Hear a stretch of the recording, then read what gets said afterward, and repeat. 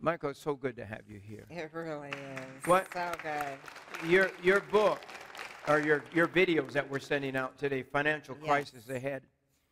Are you ready? Yeah. There's so much, and we're going to have you on tomorrow's show too, so we'll know more.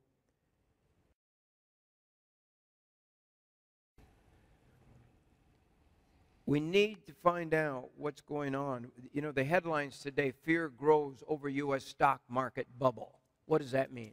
What's a stock market bubble?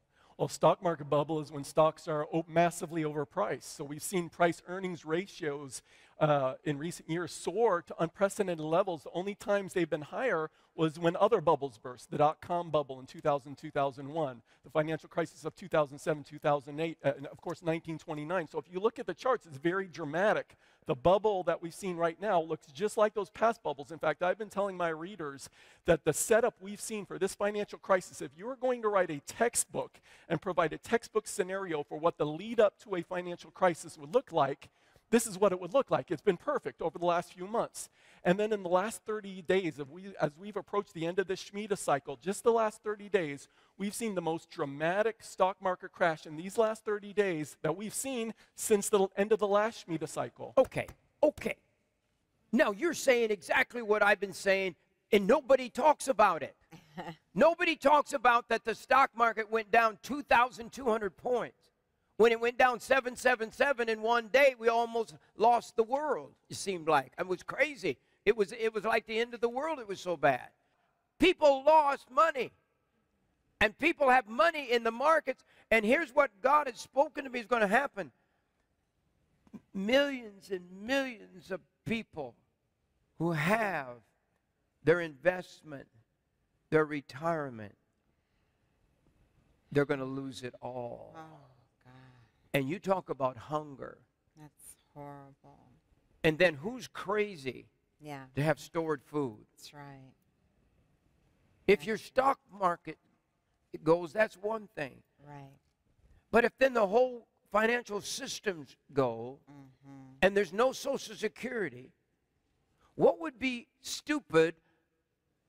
My family used to have, Like a cellar, right? yeah, And there was a cellar fruit and- cellar or a root cellar, or Right. whatever we would call them, different Yeah. things. Right. Today, church people are calling people who store things foolish. That we're going to be raptured out, so don't prepare. It's time to prepare. It's time to be ready. We're running out of time. This day, it's taking a month for us to deliver the food. Because it's just so many people. I am gearing up to be active during these, what do we call them? The Bible calls it the time of trouble, the time of tribulation, the time when it is such as never was, the beginning of sorrows that we've been talking about, all those dates that Yes, the convergence. the convergence of everything. Yes, this year is a year of convergence. It's not just September. This is the month of convergence, but it's been a year of convergence. And you talked about it in your sermon on Sunday, just that even the list of, it's the 70 years of so many different things this year. Like September 21 is the International Day of Peace. And so when the Bible says, when people are saying peace and safety, destruction will come on them suddenly. That's why you have to be ready, because it's too late when a sudden thing happens. As labor pains on a pregnant woman, and they will not escape. The International Day of Peace is September 21. All these events taking place on September 15th. The UN will vote whether to give Jerusalem to Palestine or not. If we do that, do you understand that, Michael? I do very much. Why I'm so upset if that happens? Because I I mean, 100 times we've already seen the worst judgment come on America. But this is one John Kilpatrick is saying God gave him the vision of America being divided right down the center, down the Mississippi River, and that literally the bridges would be all gone, and literally it would split America in two.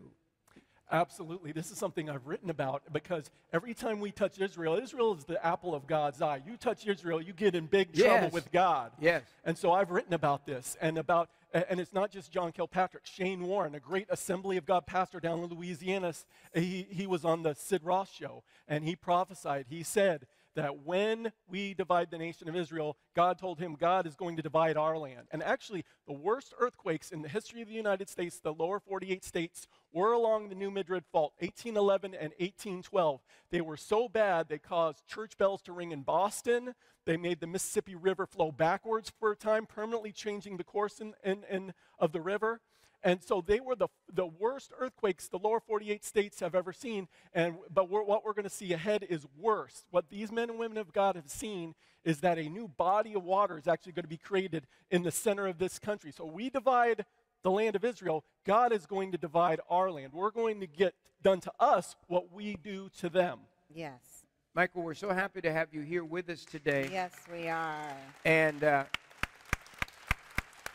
Michael is a lawyer by trade, by Training, education, by education. graduate That's of the right. University of Florida Law School, Yes. and he worked in the heart of Washington, D.C. for a number of years as an attorney. And this video, Yes. and you can get this for a $25 gift to the ministry, but it's Financial Crisis Ahead, the Next Great Depression. I wanted to ask you a question on our program yesterday, and people don't understand what's going on. We're seeing the markets go up, we're seeing them go down, we're seeing world collapse. China just literally has had literally a stock market crash, and all over the world we're seeing it. And yet, it seems like there's no warnings anymore. It seems like people are kind of numb. Can you explain to us what's going on right now? Yeah, as you mentioned, the Chinese stock market, which is the second largest stock market in the entire world, is crashing big time, but it's not just China. Right now, there are 23 nations. I recently wrote about this, listed them all out. There are 23 nations around the world right now where the stock market is crashing. And it started here, we mentioned earlier, over the past 30 days. We've seen the most dramatic stock market crash we've seen since the end of this last Shemitah cycle.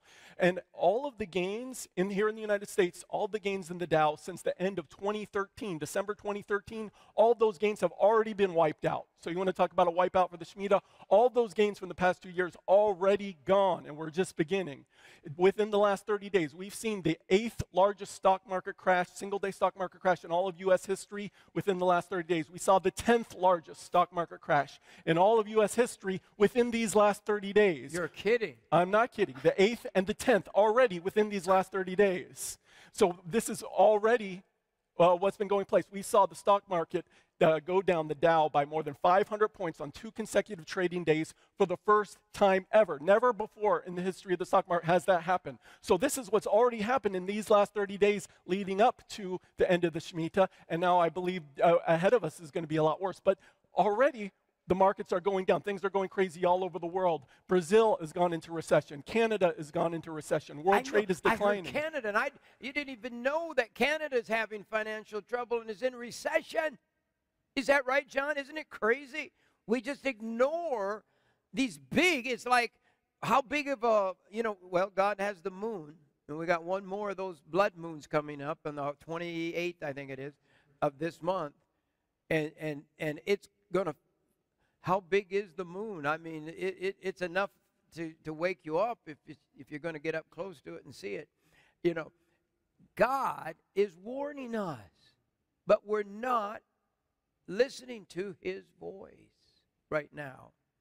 Now, do you believe there's more crash coming? Do you believe there's going to be, some are talking about even a 50% of the market. What do we believe? Yeah, I believe that the greatest stock market crash, greatest financial collapse, not just the United States, but all over the world, the greatest financial crisis we've ever seen. And what makes things different this time is derivatives, these too big to fail banks. Remember 2008? Yes. We were told they were going to do something about the too big to fail banks. They'd gotten too big, they'd gotten Yes. too reckless. Something Yes. was going to be done.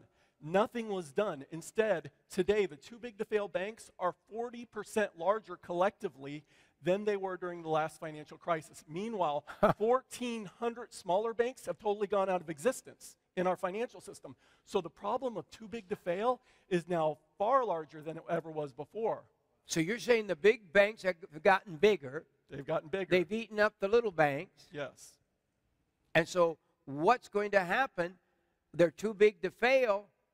Is our government going to bail them out if they fail this time? Well, the problem is they become even more reckless than before. So they've gotten into all these derivatives, which... What's a derivative? These Well, people, I don't know what a derivative is.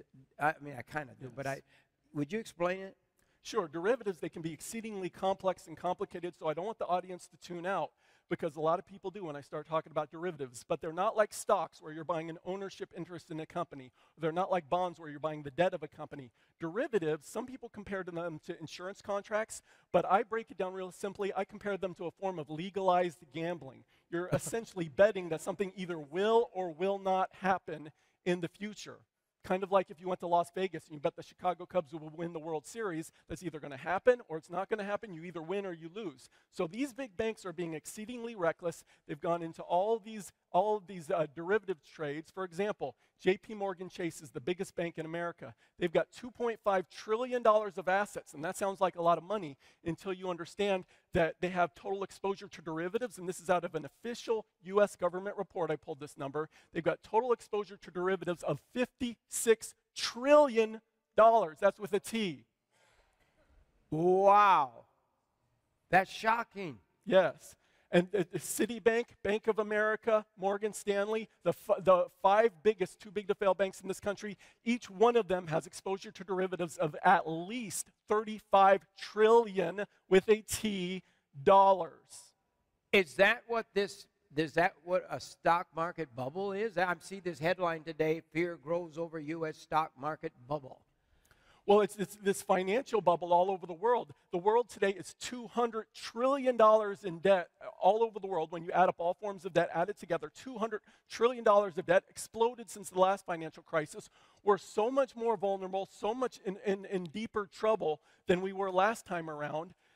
Right now, there are 24 nations, according to a report, an international report that was recently released, there are 24 nations that are facing a debt crisis right now, 14 more on the way. So all over the world, we've got red ink, the financial system, they've gone insanely reckless. This time when it happens, there's not going to be enough money in the entire world to bail everyone out. Okay, this is a question I've always wanted to ask a very smart person. Good. Okay, Michael, you graduated from law school, so you're smart. Okay, well, I'll just get to that point. You're smart. How can we have this kind of debt? How can smart people in America, for instance, print money? How can we just print trillions of dollars? How can banks and others just keep going crazy with this recklessness? How could our country get in this mess? And yet they're like drunk salesmen on TV saying, oh, this is the time to get in the market. And it's, you know, I don't want to call it what I think it is, but you just got to get more people into the pool so you get more money out there, and you just want to somehow keep all the plates up in the air. You know what I mean? Yeah. The spinning of the plates and help me with this. It's complete and utter greed, Jim. Yeah, and it's been for decades here in the United States. Are you allowed to say that? I hope so. It's greed. It's sin. And it's been going on for decades. And it's not just government debt, our $18 trillion national debt, but if you look at consumer debt, business debt, and all forms of state and local government debt, about 40 years ago, it was less than $3 trillion here in the United States. Today, it is approaching $60 trillion. Okay, the debt stopped. The clock stopped. Boy, you know, I've never wanted to swear. I don't swear. My mother would wash my mouth out with palm olive soap. Palm olive. Remember? Oh my goodness. But true.